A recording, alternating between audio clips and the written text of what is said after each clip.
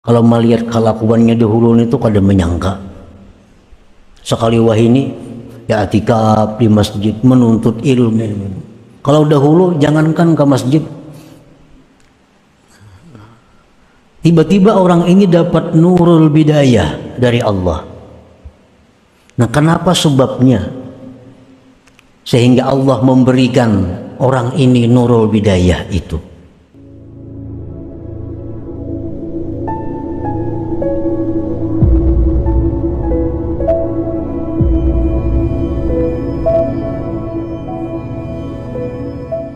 Bismillahirrahmanirrahim.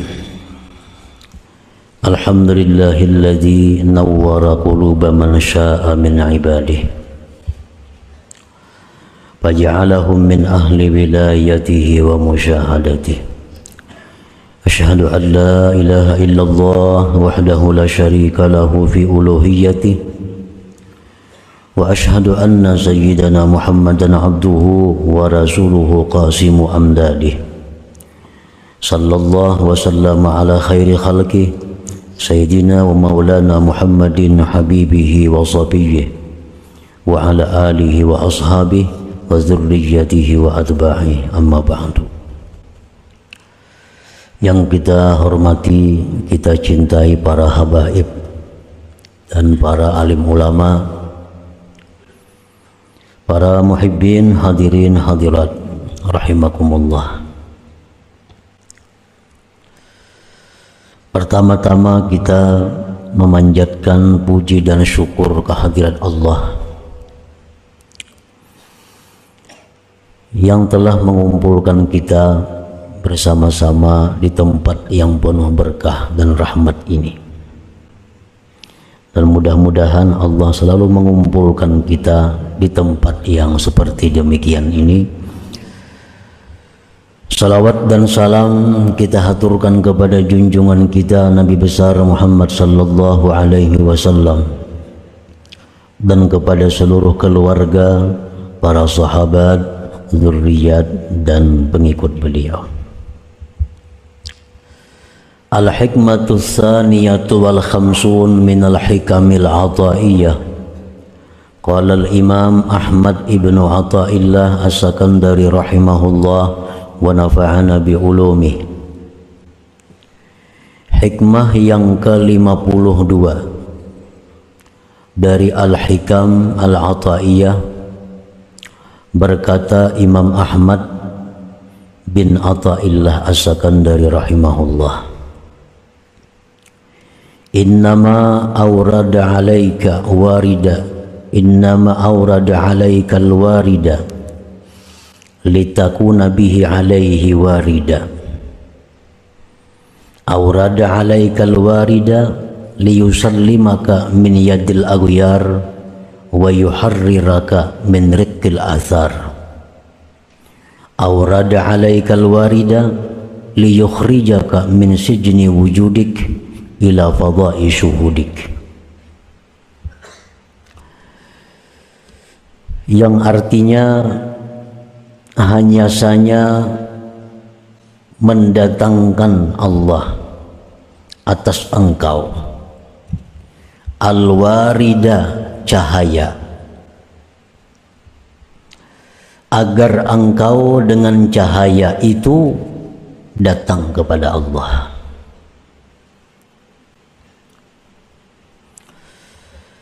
Mendatangkan Allah atas engkau cahaya untuk menyelamatkan engkau dari tangan ini makhluk dan membebaskan engkau dari kebudakan ini makhluk. Mendatangkan Allah atas engkau cahaya untuk mengeluarkan engkau dari penjara keberadaan engkau menuju lapangan musyahadah engkau. Itulah kurang lebihnya arti terjemah daripada hikmah yang ke-52 ini. Para muhibbin rahimakumullah, Awrada alaika ayyuhal mubtadi nural bidayah litakuna bihi muqbilan 'ala Allah biqalbika wa qalbik ba'da an kunta mudbira wa litakuna bihi ila Allah taiba ba'da an kunta 'asiya wa dzakira ba'da an kunta ghafila. Allah Subhanahu wa ta'ala mendatangkan kepada engkau, wahai orang yang pemula, Allah datangkan atas engkau, wahai pemula, nural bidayah, cahaya bidayah.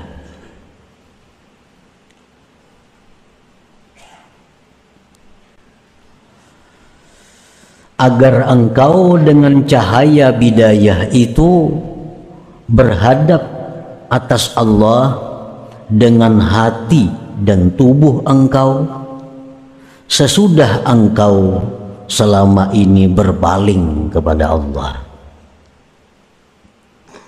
Agar engkau dengan cahaya bidayah itu tobat kepada Allah sesudah bahwa engkau selama ini maksiat kepadanya, dan agar engkau dengan cahaya bidayah itu ingat kepada Allah sesudah bahwa engkau selama ini lupa dan lalai kepada Allah. Nah, para muhibbin rahimakumullah, ada manusia yang mana manusia ini lari daripada Allah. Orang ini 100% kehidupannya itu untuk urusan-urusan duniawi. Orang ini hidupnya 100% hanya menunaikan nafsu kesenangannya. Nah, lalu orang ini diberi Allah nurul bidayah. Diberi Allah nurul bidayah. Maka orang tersebut berbalik menghadap kepada Allah dengan hati dan tubuhnya. Orang yang selama ini maksiat kepada Allah, orang yang selama ini suka berbuat dosa, begitu diberi Allah nurul bidayah ini, maka dia tobat kepada Allah. Dia kembali kepada Allah. Orang yang selama ini lalai kepada Allah, begitu diberi Allah orang ini nurul bidayah, maka orang ini selalu ingat kepada Allah Subhanahu wa ta'ala. Para muhibbin rahimakumullah,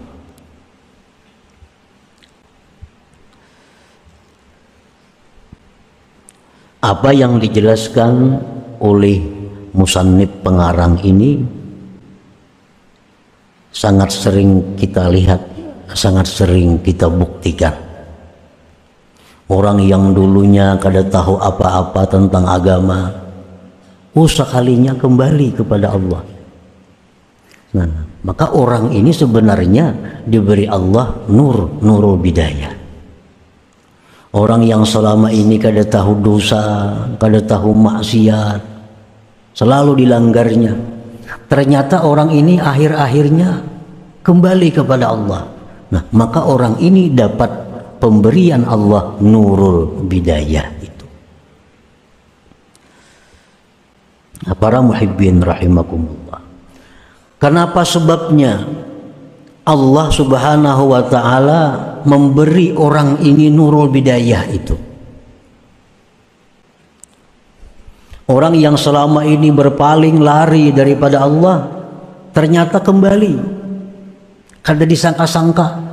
Kalau melihat kelakuannya dahulu itu kada menyangka. Sekali wahini ya atikaf di masjid menuntut ilmu. Kalau dahulu jangankan ke masjid, tiba-tiba orang ini dapat nurul bidayah dari Allah. Nah, kenapa sebabnya? sehingga Allah memberikan orang ini nurul bidayah itu. Para ulama mengatakan wadzalik imma bisababiz dzurriyyatit thayyibah. Ada kalanya itu sebabnya adalah orang ini punya zuriat yang baik, keturunan yang baik. Mungkin kainya kah dahulu orang saleh, datuknya kah dahulu itu orang yang wali. Apalagi Mbah Datun itu, abahnya datuknya kah orang saleh umpamanya. Sehingga cucu buyutnya ini diberikan Allah nurul bidayah itu, berkah keturunan.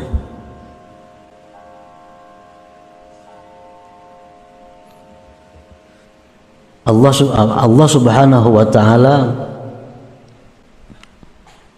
di dalam surat Al-Kahfi ada menceritakan tentang demikian itu. Dan Rasulullah sallallahu alaihi wasallam bersabda, "Innallah yahfadzus salihah fi sab'atin min dzurriyyatihi." Hadis ini dibuat dalam tafsir Al-Qurtubi.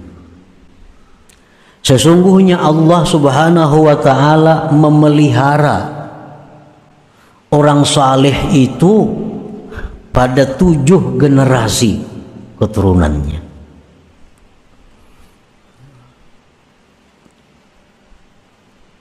Nah, jadi berkat keturunan itu, berkat nenek moyang bahari itu, bisa cucunya yang selama ini berpaling lari dari Allah dapat nurul bidayah. Ini akhirnya kembali taat, kembali patuh kepada Allah Subhanahu wa taala. Au kasratis sadaqah, sebabnya, atau orang ini banyak sedekah. Orangnya ini sembahyang, kadetapian sembahyang, perbuatan maksiat komplit ulang semuaan dilakukannya. Tapi orang ini ada sebuting bagusnya ketujuh bersedekah. Nah, ini ketujuh bersedekah. Padahal amun pekerjaannya, gawiannya kada kawa dilihat. Cuma orang ini pemurah. Nah, berkat pemurahnya itu, orang ini di akhir-akhirnya bisa diberi Allah nurul bidayah, sehingga dia begitu akhir-akhirnya kembali kepada Allah Subhanahu wa taala sesudah sekian lama menjauh dan lari daripada Allah. Rasulullah sallallahu alaihi wasallam bersabda, "Tajabau an dzambis sakhi fa innallaha akhidun biyadihi kullama asar." Ujar Nabi kita, merengganglah kalian daripada dosa orang pemurah. Artinya, kalau orang tuh pemurah berbuat dosa, jangan dituruti, jangan hendak dituruti. Karena orang pemurah itu Allah yang memegang tangannya. Sewaktu-waktu Allah bisa mengangkat dia dari ketergelincirannya itu. Jadi kalau ada orang pemurah berbuat dosa, menjauhlah kamu. Jangan dikritik, jangan disambati, apalagi dituruti. Karena orang pemurah ini mudah dan cepat ditarik oleh Allah kembali ke jalan yang benar.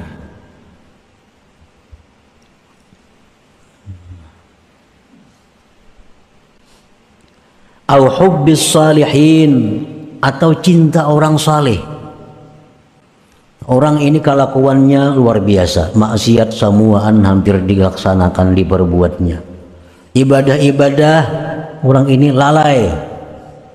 Cuma orang ini ada satu kelebihannya, dia ini hubbus salihin, cinta kepada orang saleh. Ini kalau urusan orang saleh kemana aja didatanginya. Ada dengar di situ ada orang salihin, diilanginya. Ada dengar orang-orang yang mulia, didatanginya. Dia cinta kepada orang saleh. Nah, satu saat kecintaannya kepada orang saleh ini membawa berkah kepada dirinya untuk menarik datangnya nurul bidayah, cahaya petunjuk yang pertama itu kepada dirinya.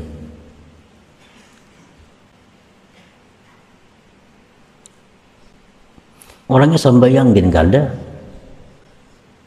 sembahyang kada, puasa kada. Tapi kalau orang saleh maka menyuruhinya kemana aja nyakun. Di mana ada orang saleh, kuburnya didatanginya. Nah, ini orang berkat kecintaannya kepada orang saleh itu mengundang nurul bidayah datang kepada dirinya itu.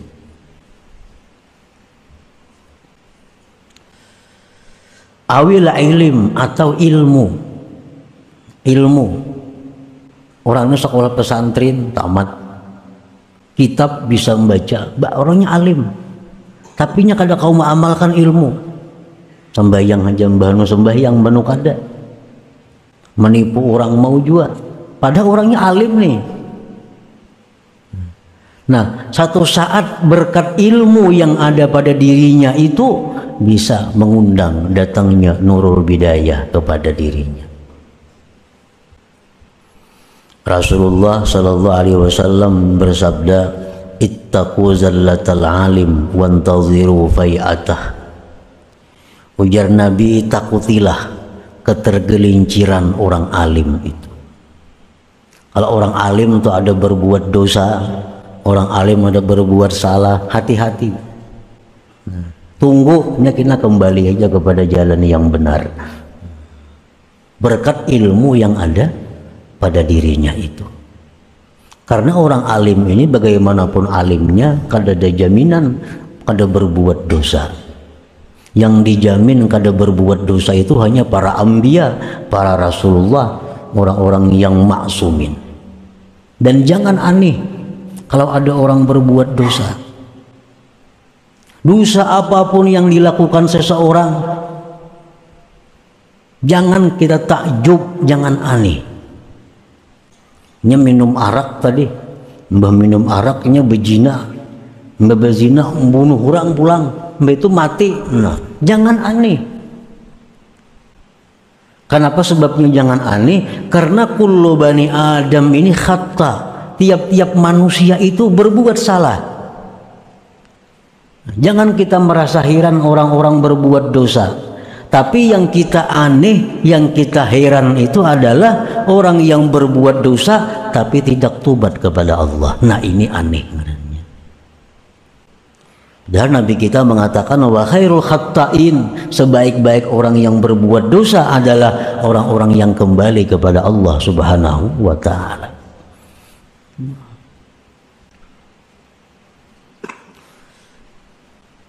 Au du'a'is salihin, atau karena doa orang saleh. Karena doa orang saleh. Ini orang ini maksiat sudah luar biasa. Cuma nang kuitan nang abah ni rajin, ada orang saleh nah doakan anak ulun si anu ngarannya. Ada terdengar orang saleh doakan anak ulun si anu kalakuannya kada kawa diurus. Ada terdengar orang saleh, nah abah ni kasih itu kamari mintakan banyu, minta doakan kepada orang saleh.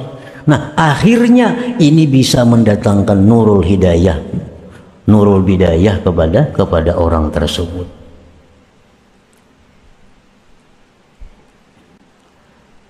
Au bi musibatin asabathu, atau suatu musibah yang menimpa dia. Ini orang nih kelakuannya macam-macam maksiat, dapat musibah, hartanya habis, awak dulu sihat garing. Nah, bisa sadar orang ini. Nah, bisa dia sadar, datang nurul bidayah kepadanya, maka dia tobat dan kembali kepada Allah. Nah, para muhibbin rahimakumullah. Jadi nurul bidayah ini cahaya pertama yang datang dari Allah kepada seorang hamba itu dapat merubah watak, merubah kelakuan hamba yang dulunya lari kepada Allah menjadi datang kepada Allah, yang dulunya maksiat tobat kepada Allah, yang dulunya lalai ingat kepada Allah, karena dapat cahaya bidayah daripada Allah Subhanahu wa ta'ala.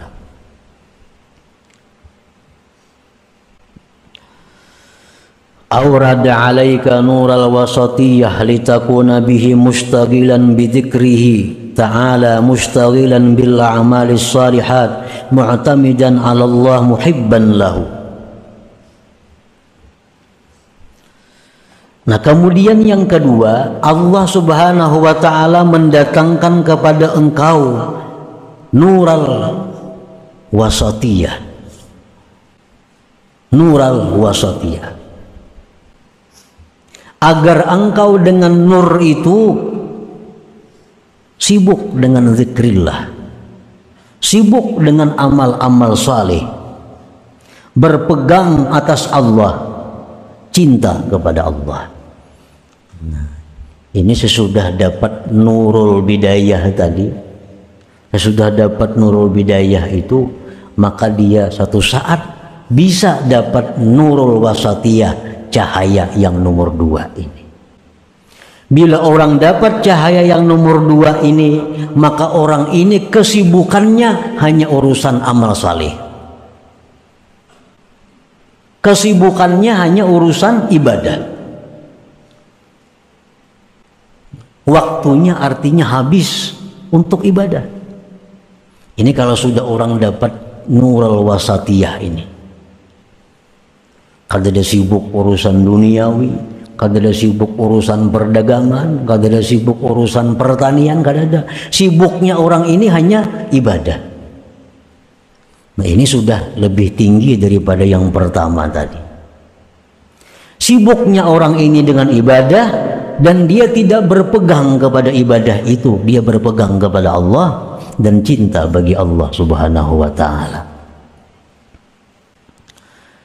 Nah, wadalik yang demikian itu imma ada kalanya bisa babit taubatis shadiqah wa kasratiz zikri wat tafakkur, orang ini dapat cahaya wasatiyah ini sebab tobatnya yang benar. Tobatnya yang benar, banyak zikir dan tafakkur, maka diberi Allah nurul wasatiyah tadi.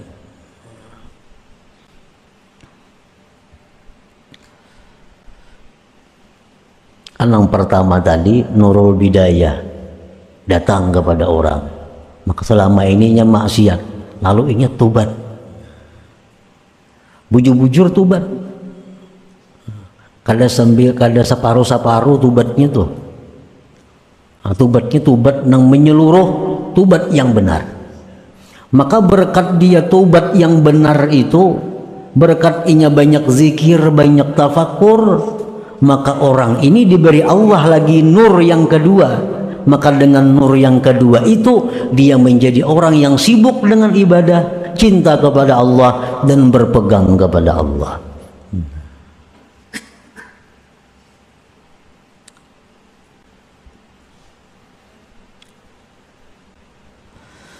Aurada alaika nuran nihayah litakuna bihi 'ala Allah syahida wa an ghairihi ghaiba wa dzalika sababu hubbillah iyyak faj'alaka min ahli musyahadatih.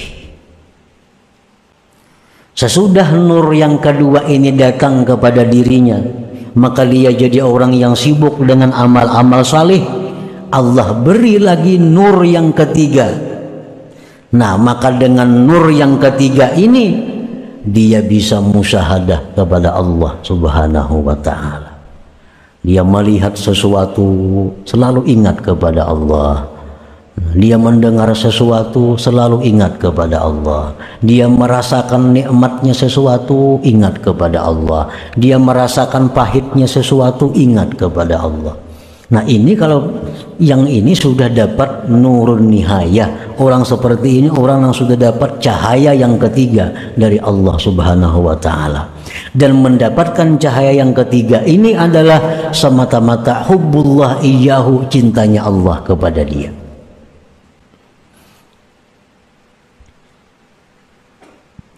Nah, para muhibbin rahimakumullah. Jadi artinya ada 3 tahapan cahaya yang diberikan Allah secara umum. Secara umum ada 3 tahapan. Yang pertama nurul bidayah, dan ini kita dituntut untuk berusaha mendapatkan ini. Caranya adalah seperti tadi, jadilah orang pemurah, cintalah kepada orang salihin, tuntutlah ilmu, dapatkan doa-doa orang salih, sabar ridha menghadapi musibah. Nah, itu mengundang datangnya nurul bidayah ini. Nah, sesudah itu yang kedua datang nurul basatiyah. Kita menjadi sibuk dengan ibadah.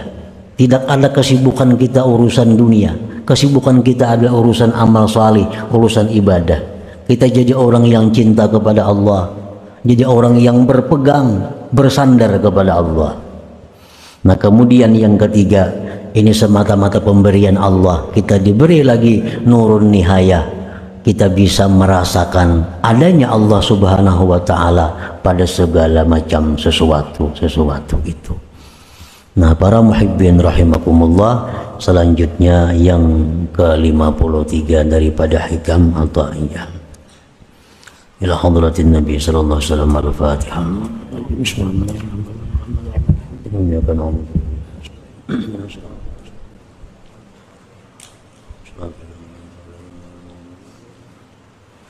Ya Allah biha, ya Allah biha, Allah bi husnil khatimah. Allah biha, ya Allah biha, Allah bi husnil khatimah. Ya Allah biha, ya Allah biha, ya Allah bi husnil khatimah. فيا أيها الراجون منه شفاعة صلوا عليه وسلموا تسليما. لا ويا نور الحي، لا ويني الله وانظر إلي، لا ويني لا ويا نور الحي، لا ويني الله وانظر إلي، لا ويا نور الحي، لا ويا نور الحي، لا ويا نور الحي، لا ويا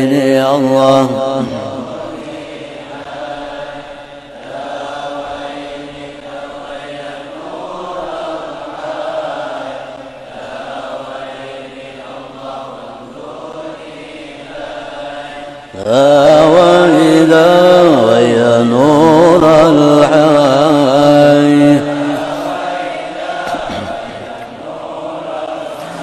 يا مكرم أنت المحبوب، لأجلك نلنا المطلوب، يا مكرم أنت المحبوب، لأجلك نلنا المطلوب، لا ويلا